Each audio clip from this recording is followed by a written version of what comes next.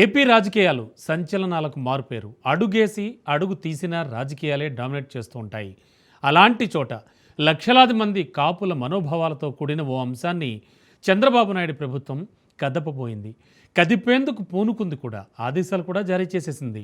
తుని రైలు ఘటనను మళ్ళీ విచారించాలని, దోషులెవరో తేల్చాలని చంద్రబాబు నాయుడు ప్రభుత్వం ఆదేశాలు జారీ చేసిందట. అయితే అంతలోనే ఏమైందో ఏమో కానీ అలాంటి నిర్ణయం ఏదీ లేదని, అధికారులు సంయమనంతో వ్యవహరించాలని బాబు సర్కార్ మరో ఆర్డర్ జారీ చేసిందట. ముందుగా చంద్రబాబు నాయుడు తుని కేసును తిరగదోడాలని ఎందుకు భావించారు?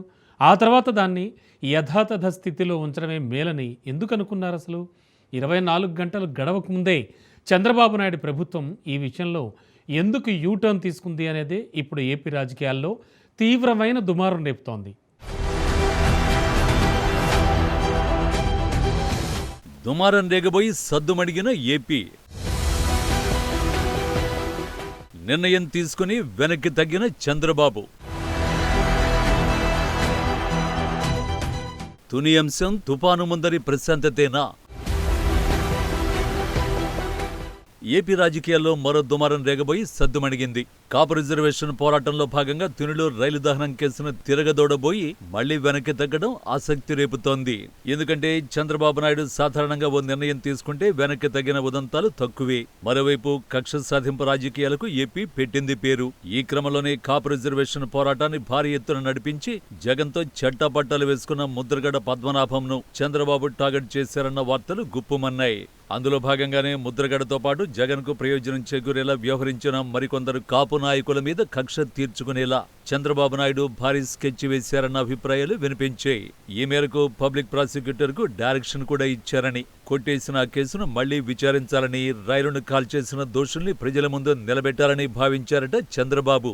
దీంతో ప్రభుత్వాధికారులు కూడా ఆ మేరకు రంగంలోకి దిగబోతున్న తరుణంలోనే చంద్రబాబు నాయుడు అకస్మాత్తుగా యూటర్న్ తీసుకున్నారనే వార్తలు వచ్చాయి. ఇదే ఇప్పుడు ఏపీ రాజకీయాల్లో హాట్ టాపిక్ గా మారింది.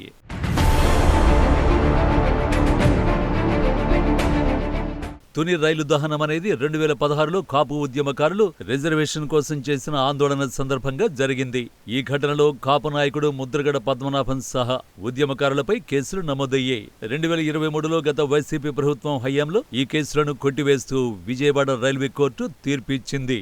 అయితే ఆ కేసులో తీర్పుపై హైకోర్టులో అప్పీల్ చేయాలని నిర్ణయించింది చంద్రబాబు నాయుడు సర్కార్. కేసులను పునర్విచారణ చేయాలని హోంశాఖను ఆదేశించింది. ఈ నిర్ణయం కాపు సామాజిక వర్గంలో తీవ్ర వ్యతిరేకతను రేకెత్తించింది. ఆ వ్యతిరేకత స్థాయిని ఊహించి తదుపరి ఎదురయ్యే పర్యవసానాలు అంచనా వేసి చంద్రబాబు నాయుడు ప్రభుత్వం తన నిర్ణయాన్ని ఉపసంహరించుకున్నట్లు బ్రేకింగ్ న్యూస్ వెలువడడం విశేషం.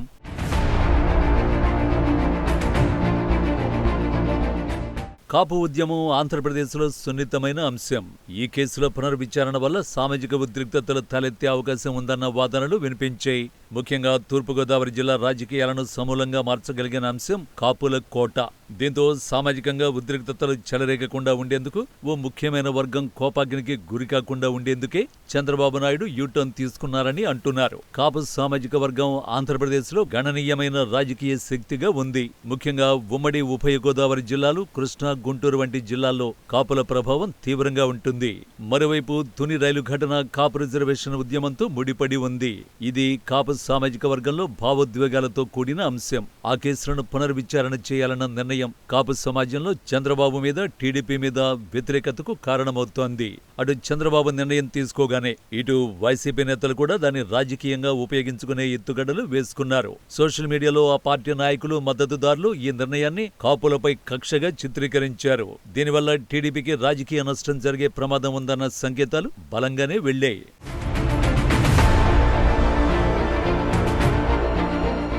ఈ కేసును ఎందుకు మూసివేశారన్నది ఆసక్తి రేపుతున్న అంశం. వైఎస్ఆర్సీపీ ప్రభుత్వం ఈ కేసును మూసివేయడానికి ప్రధాన కారణం రాజకీయ ఒత్తిళ్లతో పాటు కాపు సామాజిక వర్గం ఓటు బ్యాంకును ఆకర్షించే ప్రయత్నాలుగా అభివర్ణిస్తారు విశ్లేషకులు. జగన్ సర్కారు ఈ కేసును కొట్టివేయడం ద్వారా కాపు సామాజిక వర్గంతో సానుభూతి పొందాలని భావించినట్లు రాజకీయ విశ్లేషకులు అభిప్రాయపడుతున్నారు. అయితే రైలు దహనం వంటి తీవ్రమైన ఘటనను పరిగణనలోకి తీసుకోకుండా, తగిన ఆధారాలు లేకుండా కేసు మూసివేయడం వివాదాస్పదంగా మారింది. ఈ నిర్ణయం చట్ట వ్యవస్థపై ప్రజల విశ్వాసాన్ని దెబ్బతీసిందని, రాజకీయ లబ్ధి కోసం జరిగిన చర్య మాత్రమేనని, ఇలాంటి పరిస్థితుల్లో రేపు ఎప్పుడైనా ఏవేవో ఉద్దేశాలు పెట్టుకుని అసాంఘిక కార్యకలాపాలకు పాల్పడే ప్రమాదం ఉంటుంది కదా అనే అభిప్రాయాలు వినిపించాయి.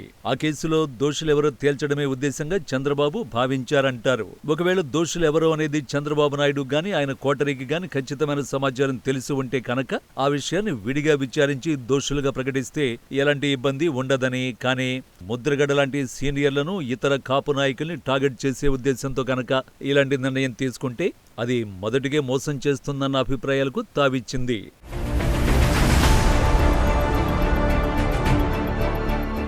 మరోవైపు 2024 ఎన్నికల్లో కాపుల ఓట్లే కూటమి సర్కారుకు వెన్నుదన్నుగా నిలిచాయి.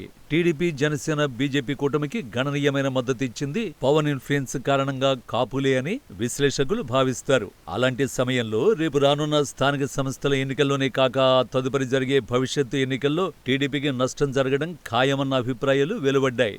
వైసీపీ నేత జగన్మోహన్ రెడ్డి ఈ అంశాన్ని రాజకీయంగా ఉపయోగించుకుని చంద్రబాబును కాపు వ్యతిరేకగా చిత్రీకరించేందుకు పావులు కదపడం ప్రారంభించారు. ఇలాంటి కారణాలతోనే చంద్రబాబు వెనక్కి తగ్గి ఉండొచ్చనే అభిప్రాయాలు వినిపిస్తున్నాయి.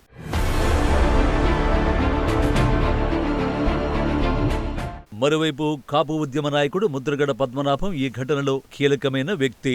అతను గతంలో టీడీపీ, వైసీపీ, జనసేన వంటి పార్టీలతో సంబంధాలు కలిగి ఉన్నారు. ఎన్టీఆర్ హయాంలో మంత్రిగా పనిచేశారు. తొలుత సాధారణ కాపు సమాజంలో పెద్దగా గుర్తింపు లేని ముద్రగడ కాపు రిజర్వేషన్ పోరాటంతో అచ్చమైన కాపు నాయకుడిగా అవతరించారు. కాపుల రిజర్వేషన్ కోసం ఆయన ఎంచుకున్న ఎత్తుగడలన్నీ పార్టీలను వణికించాయంటే అతిశయోక్తి కాదు. మరోవైపు జగన్ కు అండగా నిలిచి అనుకున్న ఫలితాలు రాబట్టడంలో విఫలమైన ముద్రగడ చాలా కాలంగా సైలెంట్ గా ఉండిపోయారు. ఆయన వైపు నుంచి ఇప్పుడు ఎలాంటి పొలిటికల్ యాక్టివిటీస్ కూడా లేకపోవడం గమనించాలంటున్నారు విశ్లేషకులు. ఇలాంటి సమయంలో ముద్రగడ లాంటి సీనియర్ను టార్గెట్ చేస్తే అది కాపుల్లో వ్యతిరేకతకు కారణమవుతుందన్న ఆలోచనే చంద్రబాబును వెనక్కి తగ్గేలా చేసిందంటున్నారు.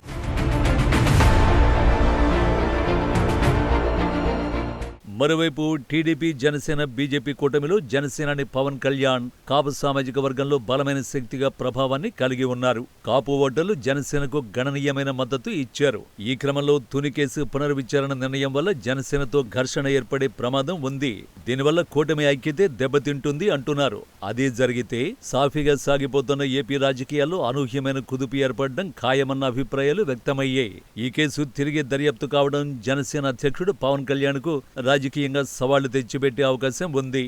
కాపు సామాజిక వర్గంలోనూ తీవ్రమైన అసంతృప్తి కలిగించే అవకాశం ఉంది. కేసు దర్యాప్తు విషయంలో టీడీపీ నిర్ణయాలకు వ్యతిరేకంగా పవన్ మాట్లాడితే కూటమిలో ఒత్తిడి పెరిగే అవకాశమూ ఉంది. అదే సమయంలో కాపు ఉద్యమకారులకు మద్దతుగా నిలబడకపోతే పవన్ ప్రజాదరణకు గండిపడే ప్రమాదమూ ఉంది.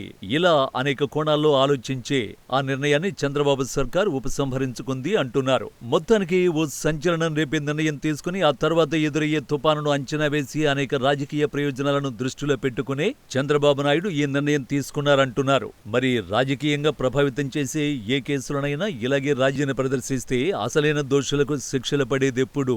న్యాయ వ్యవస్థపై నమ్మకం కలిగేది ఎప్పుడు?